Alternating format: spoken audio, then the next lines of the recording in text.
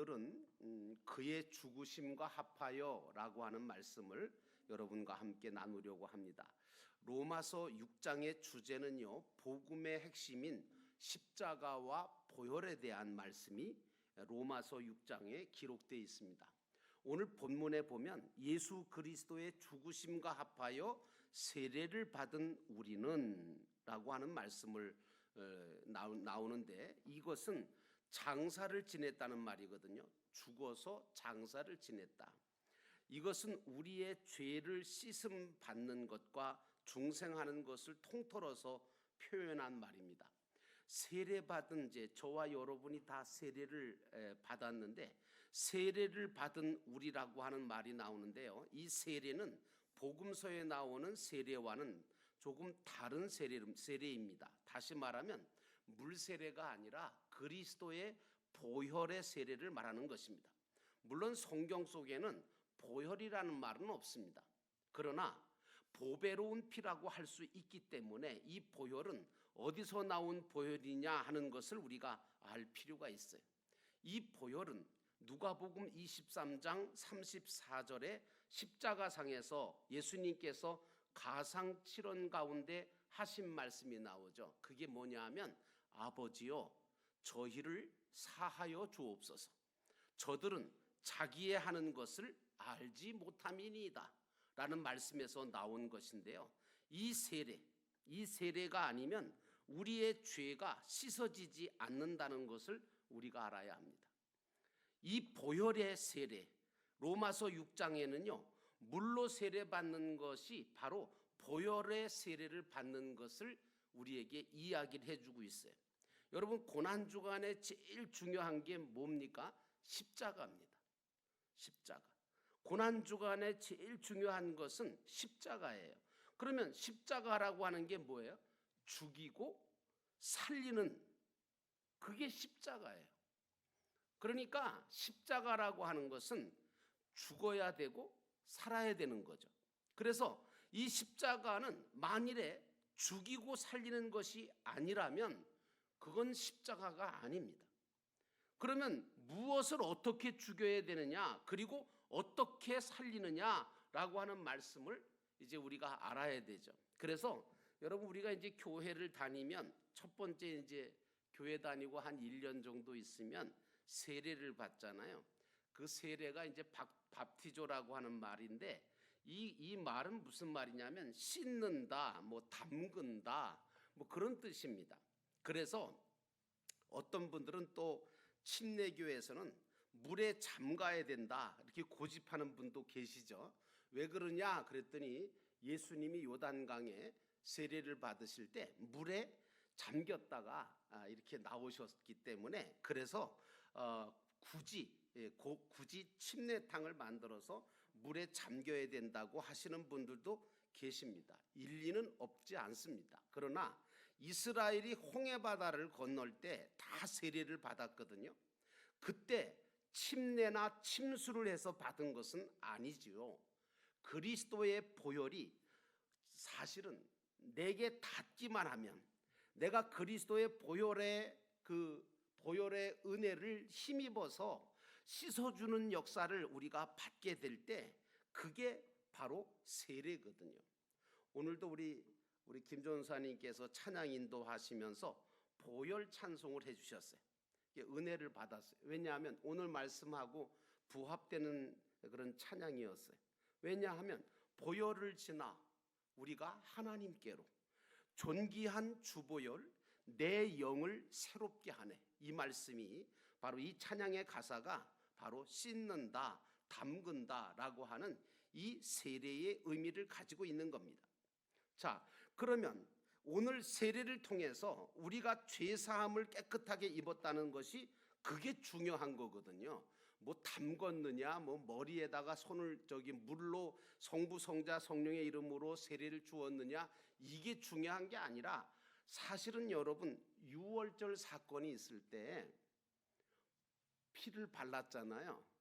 그래서 제가 재미있는 얘기를 우리 목사님들하고 성경 공부할 때 그랬어요.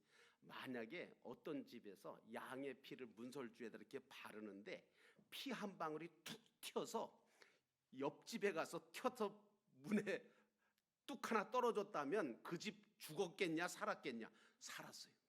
뭔 얘기인지 아시죠?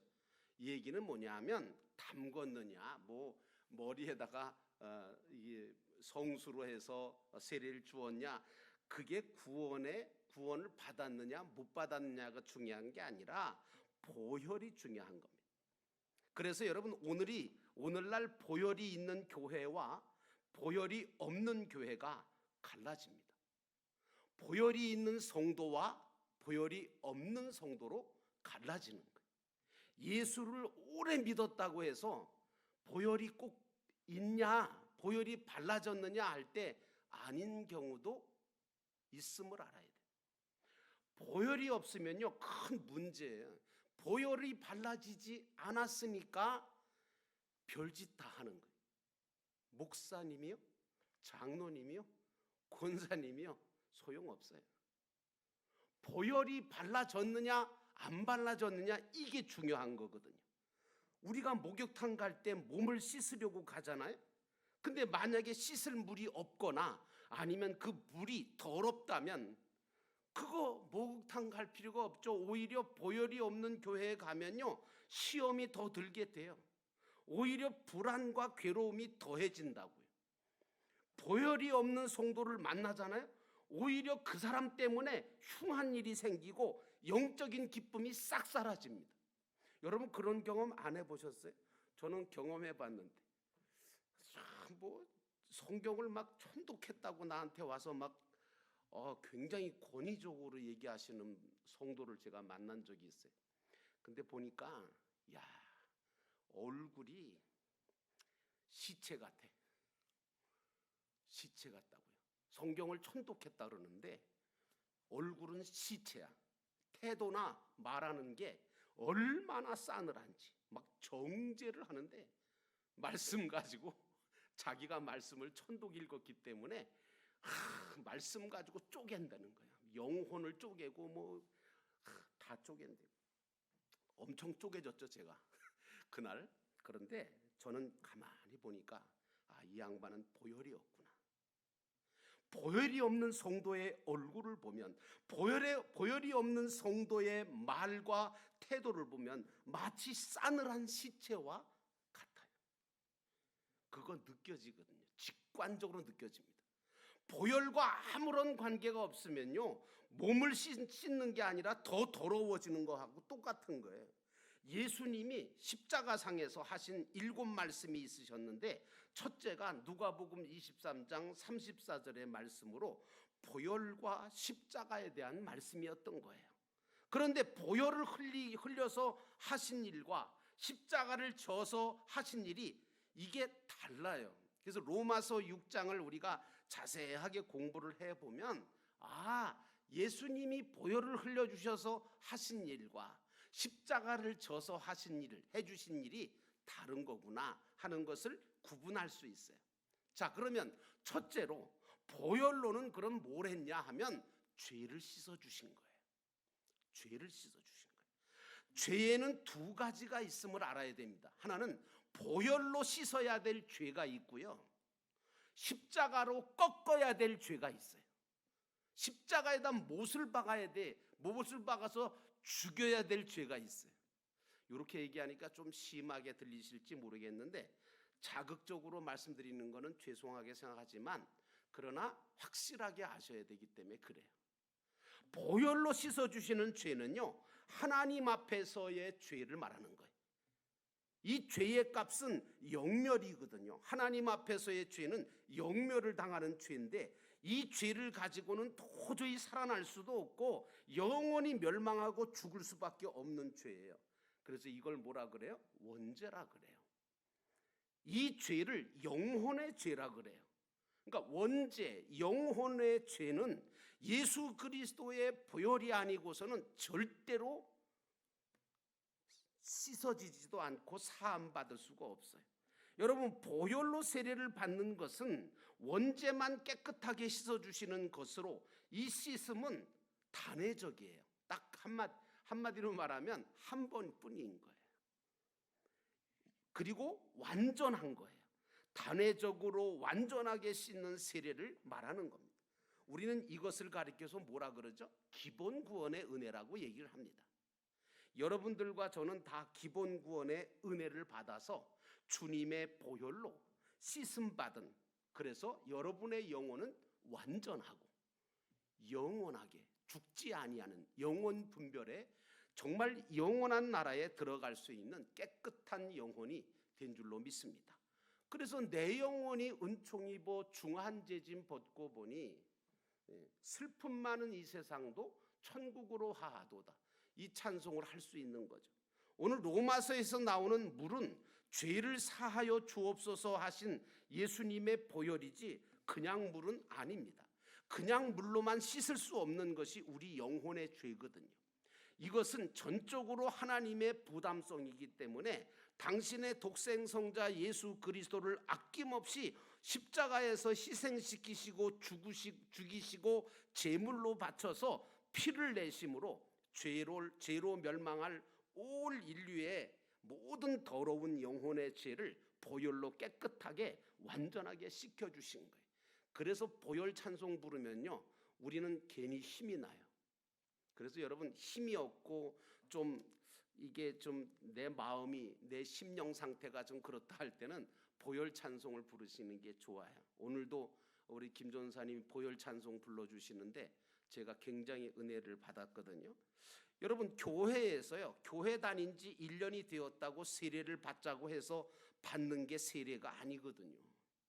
기본 구원을 받은 것을 확신할 때 하나의 표식으로 주는 게 물세례거든요.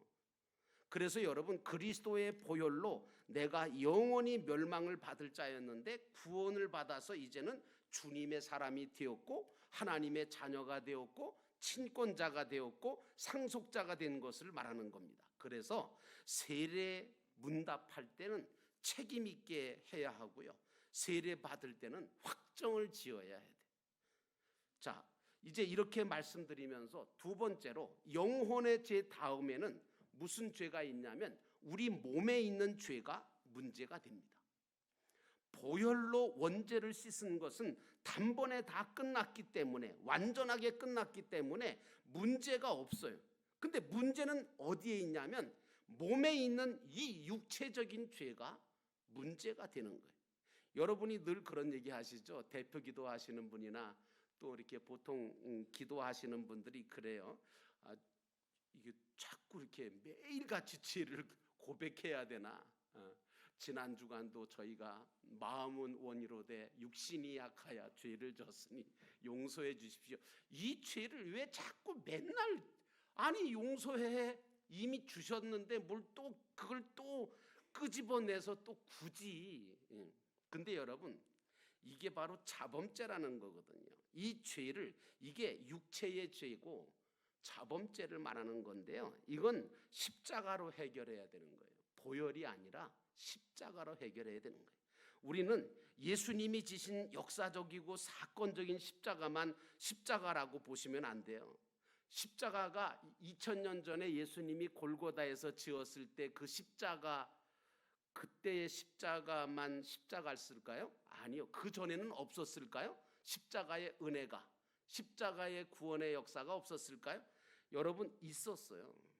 이전에도 과거, 현재, 미래적으로 영원히 항상 십자가를 지고 계셨어요. 누가? 예수님이.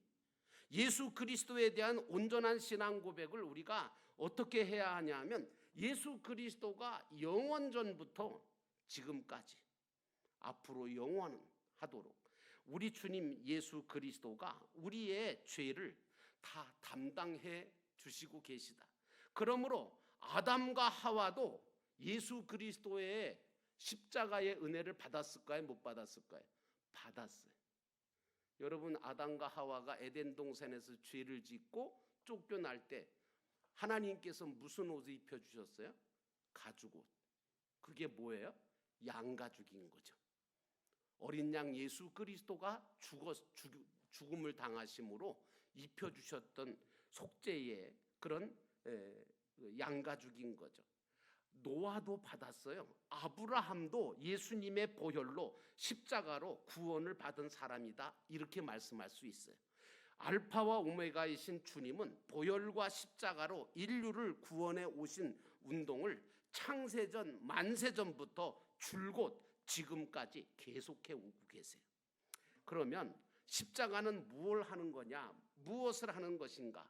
십자가는요, 죄수를 못 박아서 죽이는 사형틀이잖아요. 우리는요, 이 십자가에다가 뭐 해야 돼요? 내 옛사람을 못 박아서 죽여야 합니다. 그렇지 않으면 예수를 믿어도 온전히 믿지를 못해요. 이게 무슨 말이냐? 예수 믿으면서도 별짓 다 하고 별 생각 다 들고 그렇잖아요. 어떤 사람은 십자가와 관계성을 모르고 그저 믿음을 가진 표시라고 십자가를 그저 그냥 예쁘니까 십자가를 매달고 다녀. 귀에다가 달고 댕기고 그냥 목에다 걸고 댕기고. 여러분, 십자가는 그렇게 하라고 예수님이 십자가 지신 거 아니거든요. 로마서 6장에 보면요, 사도 바울은 인간에게는 선과 악이 있다고 가르쳐주고 있어요. 그런데 악이라고 하는 이 죄는 동기도 없고 원인도 없어요. 그런데 이 죄를 우리 육신의 몸이 참 좋아해요. 우리 육신의 몸이 죄를 좋아한다고요. 몸에도 속사람과 겉사람이 있거든요. 옛사람과 새사람이 있거든요. 선한 요소와 악한 요소가 들어있는 게 우리 몸이에요. 뭐 나는 절대 악한 게 없어요. 아니요, 다 있어요. 저도 악이 들어있어요. 사도 바울도 뭐라 그래? 오호라 나는 곤고한 사람이로다. 내 안에 선과 악이 싸우고 있다.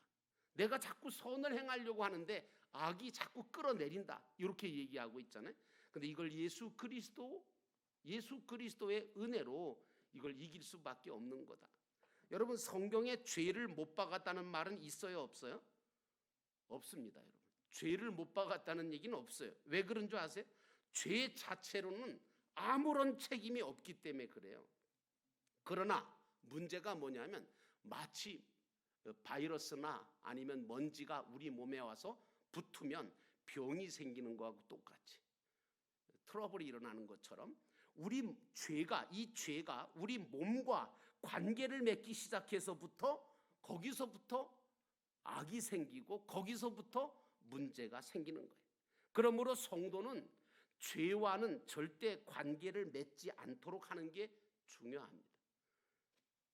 남편이나 아내나 형제나 이웃이나 다 못되게 굴 때 여러분은 어떻게 하세요? 그거 고치려고 애쓰세요? 죄송한데요, 그럴 때는요 그냥 내버려 두세요. 그냥 내버려 두라고. 왜 그러냐면 내가 이 말씀드린 건 너무 무책임한 얘기 아닙니까? 근데 여러분, 그냥 두면 죄 자체는 능력이 없기 때문에 문제가 안 되지만 옛사람의 요소가 몸을 통해서 건드리게 되면 죄를 짓는 죄가 더 커지고 악이 더 커져요. 그래서 여러분, 그러므로 로마서 12장의 말씀처럼 우리 몸을 하나님의 선하시고 기뻐하시고 온전하신 것에 드리는 이 운동을 우리가 계속해야 돼요. 우리가 왜 예배드려야 합니까? 왜 우리가 기도합니까? 왜 우리가 찬송합니까? 여기 다 그거예요. 우리 몸을 하나님이 선하시고 기뻐하시고 온전하신 것에 드리는 거예요. 그러면 십자가라고 하는 것은 무엇을 죽이는 거냐? 옛사람을 죽이는 거예요. 내 안에 있는 악을, 옛사람을 죽이는 게 십자가예요. 주님이 십자가를 지심으로 온 인류의 옛사람을 함께 십자가에 못 박아 주셨거든요.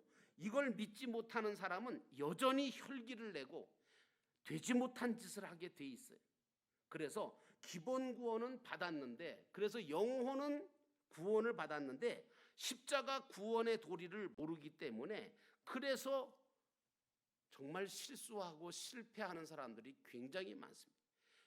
분명히 믿었거든요. 예수 믿고 구원받았다고 하는데 그 뒤에 얼마나 많은 실패를 하고 얼마나 많은 실수를 하고 하나님의 영광을 가리는 짓들을 하는지. 그게 왜 그럴까요? 바로 이것 때문에 그래요. 주님께서 옛사람을 십자가에 못 박아서 다 죽이셨는데 여전히 산 줄 아는 거예요. 왜 이런 현상이 일어날까요? 그것은 죽은 육체를 장사를 지내야 되는데 장사를 지내지 않았기 때문인 거예요. 장사를 안 지내면요, 여러분 아시잖아요. 옛날에 저도 그 농촌에서 살아서 잘 아는데, 이게 그 어느 집에서요 이제 돌아가셨어요. 부모님이 돌아가셨는데 이제 안방에다 모시잖아요. 옛날에 6.25 때는 그 안방에, 그것도 아랫목에다 모셔. 따뜻하거든요. 이게 온돌방이잖아요. 거기만 따뜻해. 윗목은 추운데 아시잖아요, 여러분. 예. 거기 따뜻한 데다 모셔야 된다고 거기다가 관을 모셔놨네. 그런데 이게 장례식이 3일장이 아니라 5일장이 된 거예요. 이제 뭐 여러 가지 사연이 있었겠죠. 어떻게 됐을 것 같아요? 이야, 그 악취라는 게 이게 어떤 거 가지고 해결이 안 되더만요.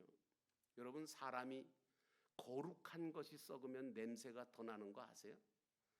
예수 믿는 사람들이 썩으면요, 목사님이 썩으면 냄새가 더 나잖아. 아닌가? 또 이렇게 얘기하면 또 나는 냄새가 안 나겠지 이러시는 분 계시면 안 돼요. 여러분, 거룩한 것이 썩으면 냄새가 나요. 거룩한 것이 거룩해지면 정말 향기가 나요. 나는 여러분들의 모든 삶 속에서 예수 그리스도의 향기가 나기를 주의 이름으로 축원합니다.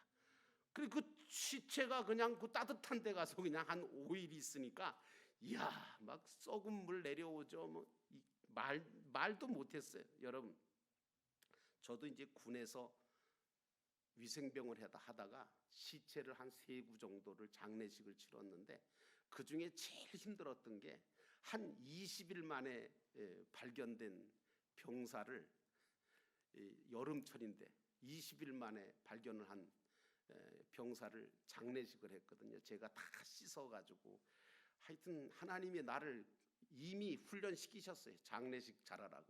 그래서 그걸 다 해가지고 염까지 다 제가 했거든요.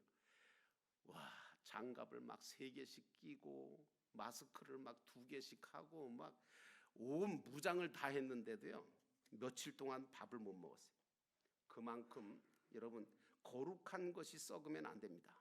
여러분, 절대 죽지도 마시고요, 썩지도 마세요.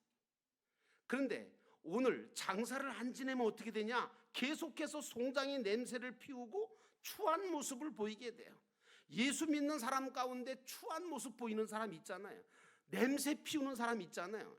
저 사람 옆에 가기만 하면 막 대화만 하면 막 냄새가 나고 추한 모습이나 보이고 거룩한 모습이 보여야 되는데, 요즘 믿는 사람들 가운데 옛사람을 분명히 십자가에 못을 박았는데도 남의 소리를 비방하는데, 남의 소리하고 비방하는데 장단 맞추고 헐뜯는데 신바람 내고 되지 못한 소리를 하고 으쓱거리고 나쁜 짓 하려는 생각, 못된 생각들이 일어나고 있어요. 예수님은 옛사람을 못을 박아서 죽인 것을 다 이루었다고 하신 말씀이거든요. 사실 우리 믿는 사람은 그래서 옛사람과 관계가 없으려면 장사를 지내야 돼. 11절에 보니까 이와 같이 너희도 너희 자신을 죄에 대하여는 죽은 자로, 그리스도 예수 안에서 하나님께 대하여는 산 자로 여길지어다 라고 하는 말씀이 나와요. 이렇게 완전히 해결해 주신 것이 주님의 은혜거든요.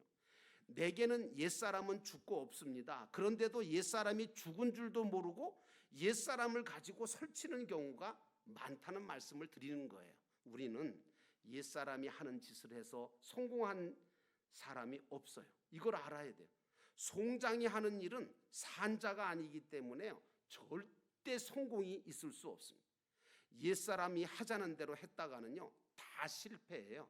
다 낭패예요. 근데 왜 하느냐? 장사를 지내지 않아서 그래요.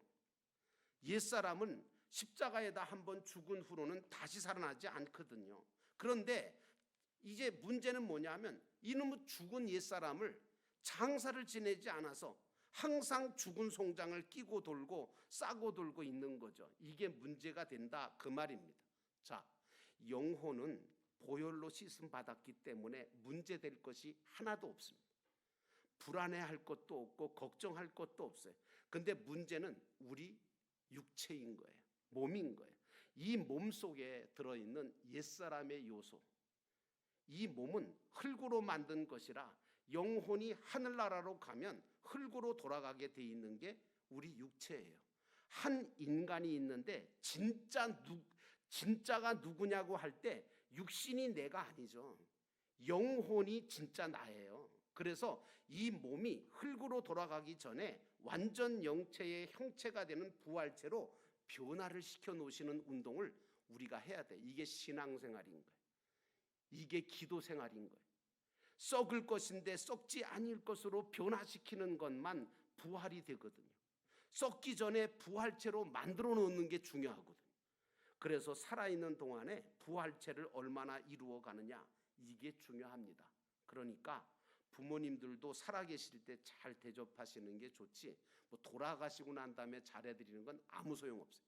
근데 부활이 안 되는 것은요, 주님이 보혈로 우리의 영혼의 죄를 깨끗하게 씻어주시는 것을 제대로 믿지 않으니까 새 사람을 통해서 부활체를 만들어야 되는데 옛사람에게 속아서 자꾸 죄와 관계를 맺거든요. 그래서 그릇되게 만들고 범죄하게 만드는 거예요. 그래서 이 옛사람이 완전하게 죽었다고 하는데도 죽은 것으로 인정을 안 하시면 안 돼요. 이 옛사람은 죽었어요.